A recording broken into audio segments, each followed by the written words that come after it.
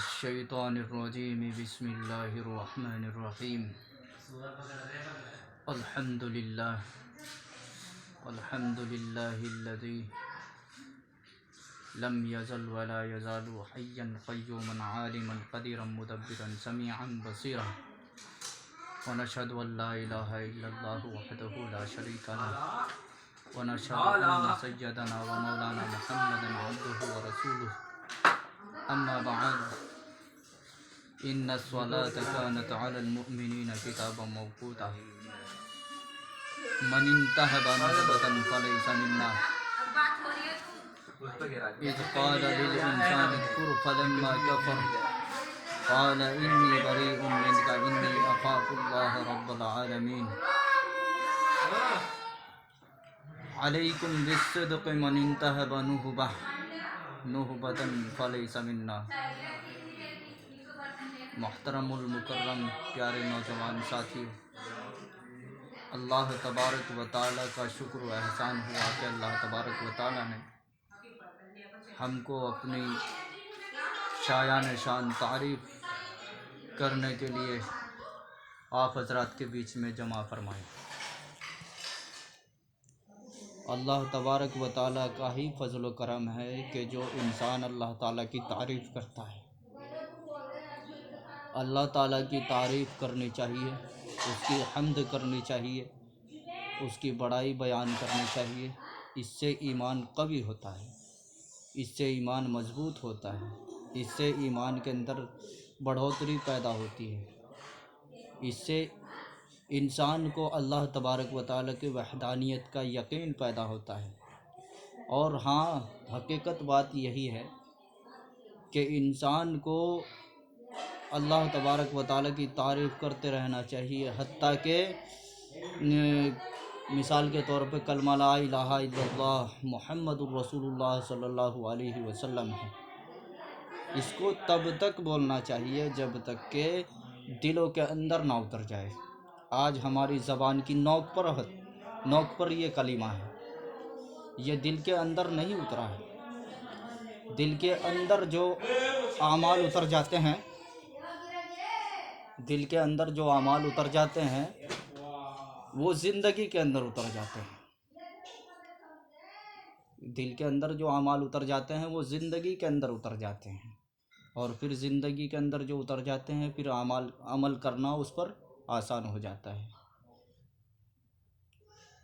تو میرے پیارو، اس کے یہی محنت ہے کہ یہ زندگی کے اندر کیسے اتر جائے، پھر ہم اس پر کیسے چلنے والے بن جائے. اور جب زندگی کے اندر اتر جائے گا پھر انسان جو ہے، انسان کے لیے عمل کرنا بڑا ہی آسان ہوگا، نماز پڑھنا آسان ہوگا، روزہ رکھنا آسان ہوگا، حتیٰ کہ اللہ تبارک و تعالیٰ کی فرما برداری کرنا بھی اس کے لیے آسان ہوگا.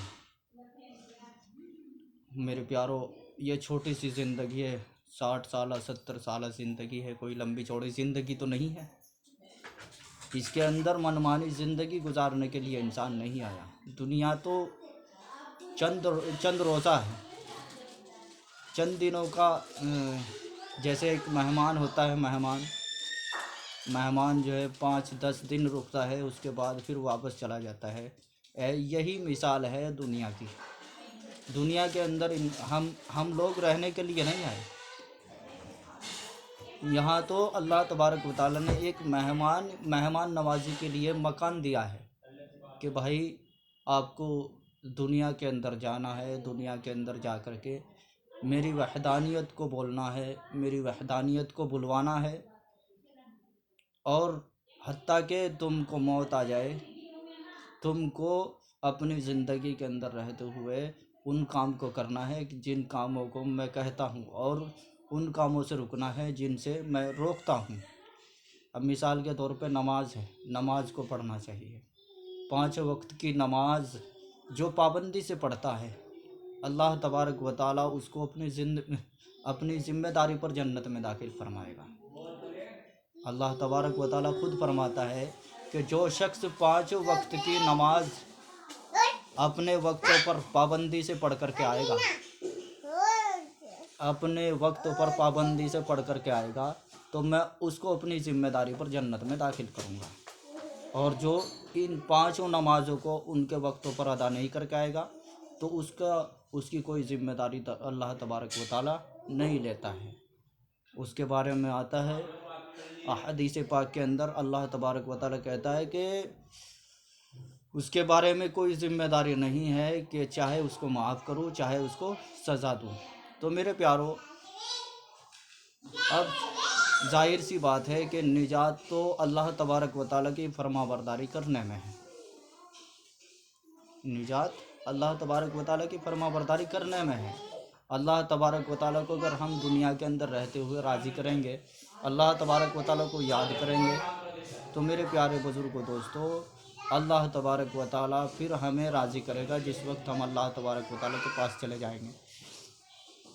دنیا کے اندر رہتے ہوئے ہمیں جو ہے بہت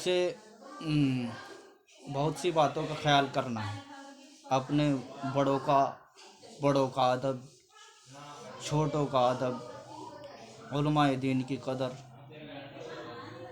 ان باتوں کا ہمیں خیال کرنا ہے۔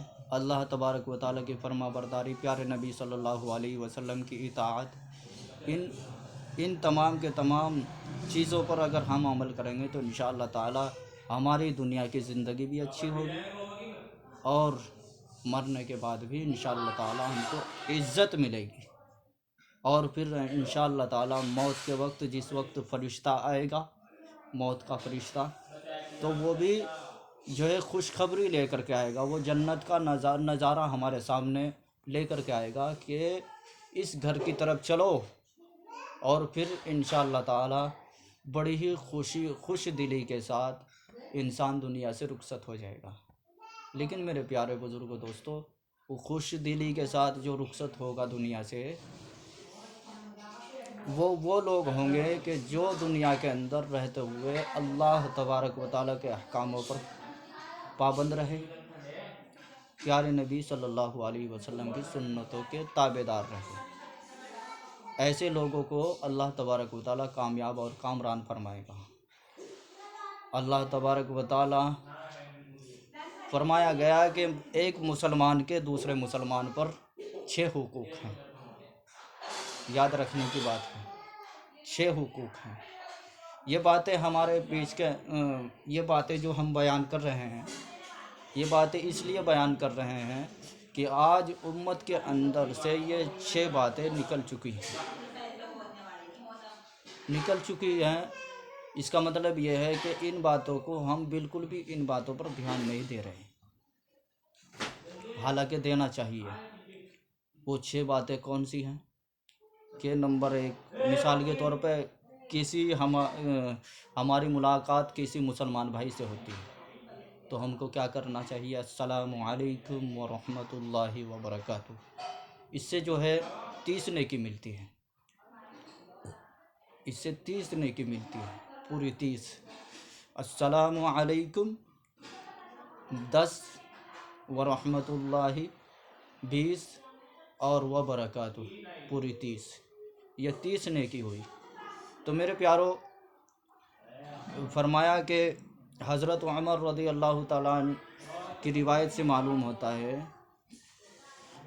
کہ مسلمان پر 6 حق ہیں، 6 حقوق ہیں۔ حقوق کہہ لو یا حق کہہ لو، بات ایک ہی ہے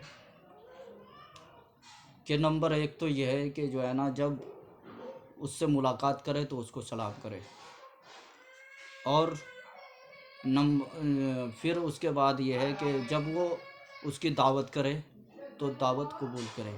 ایسا نہ ہو کہ بھائی کوئی دعوت کر کے چلا گیا، اس کی دعوت پر نہ جائیں، اس کے دل پر ٹھیس پہنچے گی، یہ حق سے باہر ہے، یہ حق کو ضائع کرنا ہے اگر اس کی دعوت کو ہم قبول نہیں کر رہے ہیں۔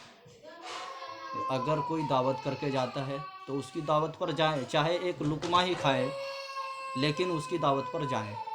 یہ مسلمانوں کے حقوقوں میں سے ہیں، حقوقوں میں سے شامل ہے۔ اور پھر یہ ہے کہ جس وقت اس کو چھینک آئے تو اگر وہ الحمدللہ کہے، چھینکنے والے کو پورا الفاظ کہنا چاہیے، حدیث پاک کے اندر آتا ہے کہ جس وقت انسان کو چھینک آتی ہے تو وہ کہتا ہے الحمدللہ.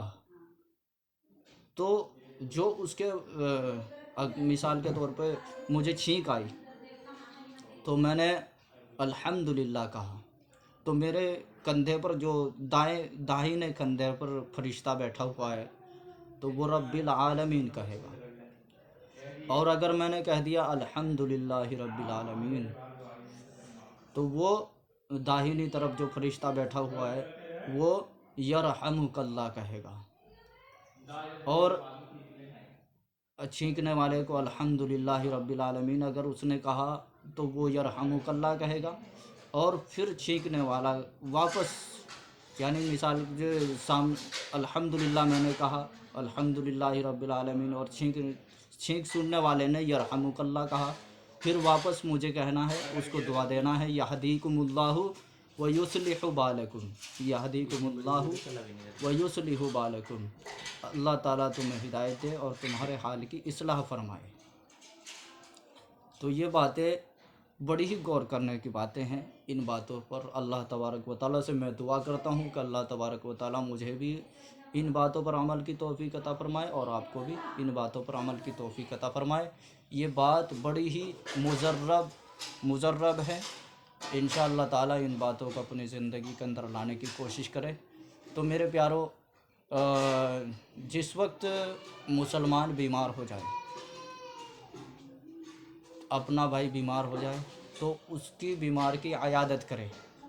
بیمار کی عیادت کرے. عیادت کا مطلب یہ ہے کہ اس کے پاس جائیں، اس سے پوچھے کہ کیسی طبیعت ہے، اس سے پوچھے کہ کیسی طبیعت ہے، اس کو تسلی دے جا کر کے. اور اگر وہ زیادہ پریشان ہے تو اللہ تبارک و تعالیٰ کی تعریف کریں، اس کو مطمئن کریں کہ بھائی اللہ تبارک و تعالیٰ آپ کو چین و سکون دے گا. اور آخرت کے بارے میں اس کو بتلائیں کہ اللہ تبارک و تعالیٰ جو ہے آپ کو دونوں جہاں میں کامیاب اور کامران فرمائے. تو میرے پیارو، یہ بھی حقوق میں سے شامل ہے. اور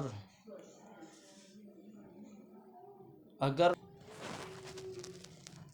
وہ انتقال کر جائے تو اس کے جنازے کے ساتھ جائیں، اور پھر اس کے لیے وہی پسند کرے جو اپنے لیے پسند کرتا ہے. مثال کے طور پہ جنازے کی دنیا سے منتقل ہو گیا، انتقال کر گیا، ہمارے بیچ میں نہیں رہا، تو اب جو ہے ہمیں اس کے لیے دعائے و استغفار اور اس سے جو ہے کلام الہی اس کو پڑھ کر کے بخشنا چاہیے. یہ بھی حقوقوں میں شامل ہیں. اور میرے پیارو، بہت سے حقوق ہیں. یہ حضرت عمر رضی اللہ تعالیٰ عنہ کی روایت سے معلوم ہوتے ہیں، اور حضرت علی رضی اللہ تعالیٰ عنہ کی روایت سے 5 حق معلوم ہوتے ہیں. تو وہ بھی آپ حضرات کے سامنے ذکر فرمائیں گے.